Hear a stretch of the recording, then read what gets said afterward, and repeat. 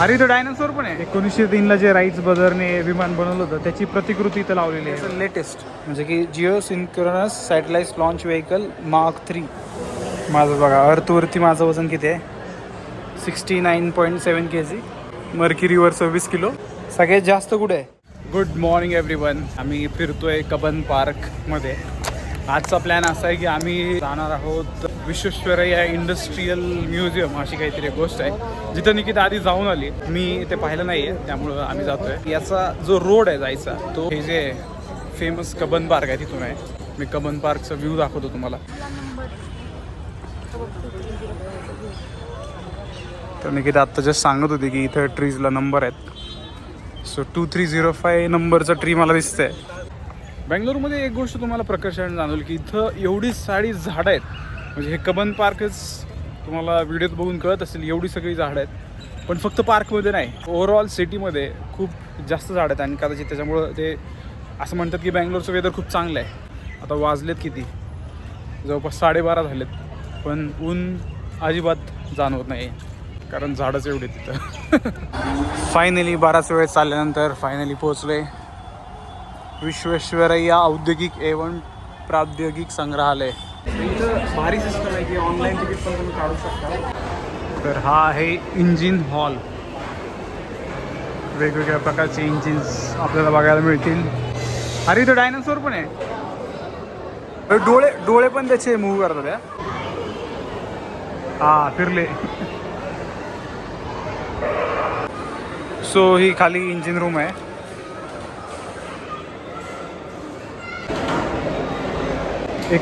ला जे राईट्स ब्रदरने विमान बनवलं होतं त्याची प्रतिकृती इथं लावलेली आहे बघा. हे बघा इथं लिहिलं आहे full size replica of 1903 Wright flyer. आणि मला माहीत नव्हतं की त्यावेळेस त्यांनी बसायची म्हणजे काय सिस्टम नव्हतीच. इथं बघू शकता की लिटरली झोपायचं होतं. असं हे विमान. सो चंद्रयान 3चं रेप्लिका पण त्यांनी इथं लावलेलं आहे. निकिता सांगत होती की आज रविवार असल्यामुळं इथं जास्त गर्दी आहे. लास्ट टाइम ती ज्यावेळेस आली होती त्यावेळेस ती मंडेला आली होती. हे काय स्टीम इंजिन.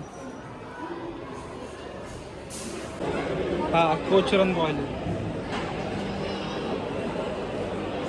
हे आम्हाला पुस्तकात म्हणजे आम्ही दोघं पण मेकॅनिकल इंजिनियर आहे आणि हे आम्हाला क्वेश्चन यायचा ड्रॉ पण करावं लागायचं. दोघं पण मेकॅनिकल इंजिनियर आहे पण आम्ही हा बॉयलर एवढा मोठा असतो हे कधी बघितलं नाही. तुमच्या लॅबमध्ये होता का? आमच्या लॅबमध्ये पण नव्हता. हे झालं विमानात लागणाऱ्या इंजिनची प्रतिकृती. आणि इथं marine engine twin row radial aircraft engine. So इथं पेट्रोल इंजिन्स कसे असतात बघा. हे 2 स्ट्रोक इंजिन कसं वर्क करतं दाखवले. अरे वा, तर कंबशन पण होतो वरती. नेक्स्ट हे कोणतं आहे? 4 स्ट्रोक पेट्रोल इंजिन. वायवामध्ये क्वेश्चन विचारतात डिफरन्स सांगा 2 स्ट्रोक आणि 4 स्ट्रोकचा. आणि मोस्ट ऑफ द केसमध्ये स्टुडंट्स हे इंजिनिअरिंगचे ते ड्रॉइंगच बघून करतात पण ॲक्च्युली इंजिन कसं वर्क करतं त्याचे मॉडेल बहुतेक कॉलेजेसमध्ये नसतात. आता कदाचित असतीलही. सो इंजिन डिव्हिजन बघितल्यानंतर प्रेस मशीनचं कसं इव्होल्युशन होत गेलं आणि त्याचे कोणते कोणते मॉडेल्स होते ते इथं लावलेले आहेत. हे बघा फूट ऑपरेटेड आहे. हे बघा पेंटचं मेकॅनिझम निकिता करून दाखवेल. म्हणजे दररोज आपण वापरतो पण त्याच्या मागं मेकॅनिझम कसं असतं त्याची पण मोठी प्रतिकृती इथं लावलेली आहे. सो आपण आता दुसऱ्या मजल्यावर आलो आहे. इथं फन सायन्सला पहिले जाऊया. हे बघा ही विस्परिंग डिश आहे म्हणजे कॉनकेव्ह स्ट्रक्चर बनवलेलं आहे. आणि दुसऱ्या साईडला इकडं त्यांचेच मित्र बोलतात आहे. एवढा कालवा आहे तरी पण त्यांना ते ऐकू येत आहे. हां सगळ्यात भारी गोष्ट ही टॉर्नेडो कसा फॉर्म होतो. हे बघा टॉर्नेडो कसा तयार होतो. हां इथं काहीतरी निकिताने लास्ट टाइम स्टंट केला होता. भूताचं काहीतरी आहे. बघायचं आहे मला पण काय होतं आहे कसं होतं आहे. हो खूपच कालवा होता त्यामुळे आता इलेक्ट्रो टेक्निकमध्ये जाऊन बघूया काय करतात ते. स्टॅटिक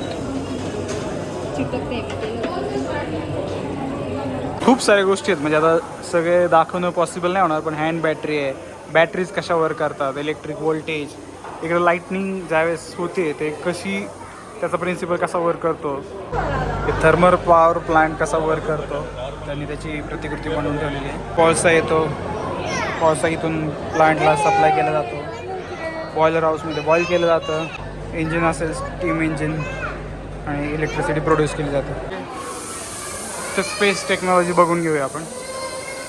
राकेश शर्मा, हेलिकॉप्टर कसं वर्क करतं, त्याची कॉन्सेप्ट, त्याचं मेकॅनिझम सगळं एक्सप्लेन केलं आहे. इथं तुम्ही ते बटन दाबून चेक करू शकता बघा. आणि मागचं ज्यावेळेस बटन दाबेल त्यावेळेस ते स्टेबल राहील, पण जर एकच बटन दाबलं तर ते गोल गोल फिरते. इथं जे आपलं इस्रोचं लॉन्च कॉम्प्लेक्स आहे त्याची प्रतिकृती पण त्यांनी इथं बनवून ठेवलेली आहे. लॉन्च व्हेकल ते कोणतं आहे, GSLV आहे का PSLV आहे? GSLV आहे, GSLV Mark 3. आणि या ठिकाणी PSLV पण आहे. इस्रोचं ज्यावेळेस एखादं सॅटेलाइट लॉन्च करायची वेळ येते त्यावेळेस ते ट्रॅकिंग सेंटर तिथं बसलेल्या सायंटिस्टला कसं दिसतं, तर त्याची पण त्यांनी प्रतिकृती इथे ठेवलेली आहे. त्याचं काउंटडाऊन, ॲस्ट्रोसॅट सॅटेलाईट लॉन्च केल्या वेळेस कसं होतं ते दाखवलेलं आहे. आम्ही पण दोघं चालून दमलो आहे, त्यामुळे जरा लॉन्च फॅसिलिटीच्या आत आम्ही बसलो आहे. तिथे तुम्ही ॲस्ट्रॉनॉट बनवू शकता एका सेकंडमध्ये. कसं मी दाखवतो, तो ॲस्ट्रॉनॉट बनायला थोडी लाईन आहे.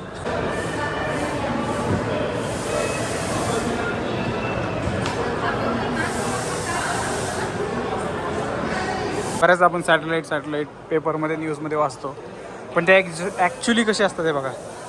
म्हणजे इंडियाचं जे पहिलं सॅटेलाईट होतं ते आर्यभट्ट होतं, आणि ते कधी लॉन्च केलं होतं 1975ला, आणि ते सोव्हिएत कॉस्मॉस 3M रॉकेटच्या मदतीने केलं होतं. आणि ते कसं दिसायचं, तर हे असं दिसायचं आर्यभट्ट. आणि त्याच्यानंतर त्यांनी बरेच, रोहिणी असेल, आदित्य हे सनचा स्टडी करण्यासाठी सोडलेलं सॅटेलाईट आहे. भास्कर 1, देन ॲपल, आता हे कशासाठी तो मला माहीत नाही. हे बघा प्रत्येक रॉकेटचं डिफरन्शिएशन काय दिलं आहे. हे साऊंडिंग रॉकेट, त्याचा पेलोड 100 किलो होता. हे SLV, त्याचा 400 किलो होता, आणि ते लो अर्थ ऑर्बिटमध्ये जाण्यासाठी वापरलं जातं. हे काय ASLV, याचं ऑल्टिट्यूड 400 किलोमीटर आहे, पेलोड 150 किलो घेऊन जाऊ शकतं. आणि हे एक आहे, आणि इंडियाचं लेटेस्ट म्हणजे की Jio synchronous satellite launch vehicle Mark 3, याचं पेलोड बघू शकता 4000 किलो आहे, आणि याला 3 स्टेजमध्ये लॉन्च केलं जाऊ शकतं. माझं बघा, अर्थवरती माझं वजन किती आहे, 69.7 kg, मर्क्युरीवर 26 किलो, व्हेनसवरती 62, सगळ्यात जास्त कुठे आहे, नेपच्यूनला 77. हे मैसूरियन रॉकेट्स, ह्याला बघू शकता. मैसूरियन रॉकेट्स कसे होते, साईडला असे खाली तलवारी होत्या, आणि ते रॉकेट सोडले जायचे युद्धाच्या, म्हणजे युद्ध ज्यावेळेस व्हायचे त्यावेळेस. तो आता जातो आपण बायोटेक्नॉलॉजी सेक्शनमध्ये. DNAचं स्ट्रक्चर कोणी शोधून काढलं असेल तर ह्या 2 महान व्यक्तींनी, James Watson and Francis cricket. Obviously यांना याच्यासाठी नोबेल वगैरे भेटलंच असेल. सो हे एक जेनेटिक व्हील इथं बनवलेलं आहे. इथं सांगतात आहे, it is not only your parents DNA, but the DNA of others in the family tree can also influence your appearance. म्हणजे फॅमिली ट्रीमधल्या बऱ्याच लोकांच्या जे काही डोळे असतील, कान, नाक, हे जे त्यांनी दिलेलं आहे, केसांचा रंग, अशा बऱ्याचशा गोष्टी तुम्ही इनहेरिट करू शकता. तेच या इथं सांगितलेलं आहे. लास्ट 4th फ्लोअरला ठीक आहे, बी द चॅम्पियन. इथं बंद आहे, चला दमलो होतो त्यामुळे बरं झालं एक बंद आहे. बेल हॉल ऑफ इलेक्ट्रॉनिक्स, आता ही इलेक्ट्रॉनिक्सचं सेक्शन आहे. सो हे नवीन टेक्नॉलॉजी आहे, वायफायपेक्षा पण भारी लाईफ आहे.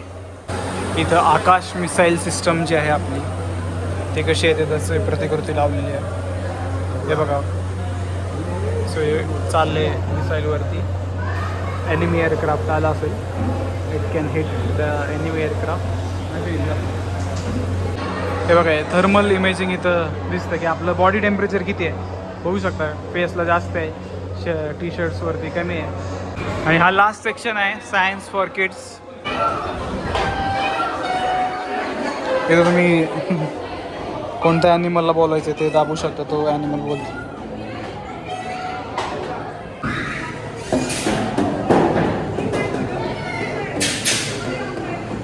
दिस इज इंटरेस्टिंग.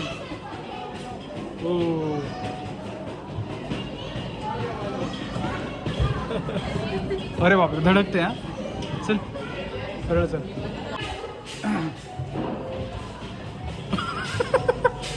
खरंच कळत नाही, ॲक्च्युली कळत नाही समोर कोण नसलं तर. सो आम्ही फायनली बाहेर निघालो.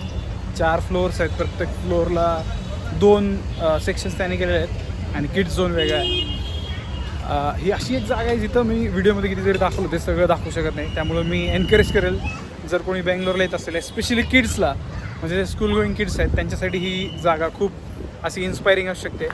कारण आम्ही दोघंही मेकॅनिकल इंजिनियर आहे. आम्ही ह्या सगळ्या कॉन्सेप्ट पुस्तकातच, मोस्ट ऑफ द कॉन्सेप्ट पुस्तकातच बघितलेले आहेत, त्याच्या डायग्राम्स बघितले आहेत. पण ते ॲक्च्युअल डिव्हाइस, ते ॲक्च्युअल इन्स्ट्रुमेंट, मेकॅनिझम ज्यावेळेस फिजिकली दिसतो त्याचा इम्पॅक्ट हा खूप जास्त असतो compared to just an image. So तुम्हाला हा व्हिडिओ कसा वाटला आणि हे जे म्युझियम होतं ते कसं वाटलं कमेंट बॉक्समध्ये नक्की सांगा. भेटूया नेक्स्ट व्हिडिओमध्ये. तोपर्यंत बाय बाय, टेक केअर.